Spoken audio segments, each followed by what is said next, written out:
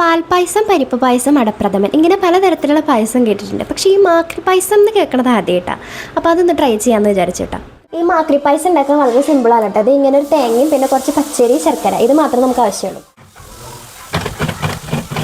പായസം ഉണ്ടാക്കാൻ വേണ്ടത് ഈ പച്ചരിയാണ് കേട്ടോ. ഇത് ഞാൻ 3 മണിക്കൂർ വെള്ളത്തിലിട്ട് വെച്ചതാണ്. ഇത് ഒന്ന് ചെറുതായിട്ടൊന്ന് ഇങ്ങനെ മിക്സിയിൽ അരച്ചെടുക്കണം. മുഴുവൻ അരയ്ക്കാൻ പാടില്ല, ജസ്റ്റ് ഒന്ന് കറക്കാനേ പാടുള്ളൂ. കമാൺ, മതി അല്ലേ?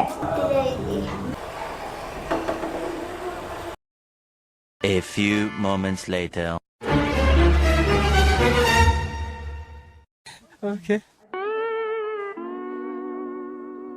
ഉണ്ടാക്കി വന്നപ്പോൾ ചെറുതായിട്ടൊന്ന് പാളിപ്പോയി. എനിക്കിത്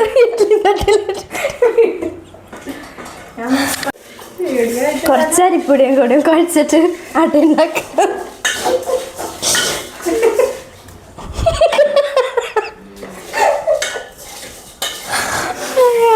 മാക്രി പായസം ഉണ്ടാക്കുന്നവർ ശ്രദ്ധിക്ക്. ഈ വീഡിയോ മുഴുവൻ കണ്ടില്ലെങ്കിൽ ഇതുപോലെ പായസമില്ല എന്ന് നമ്മൾ ഉണ്ടാക്കിയത് മാക്രി ഇഡലിയാണ്.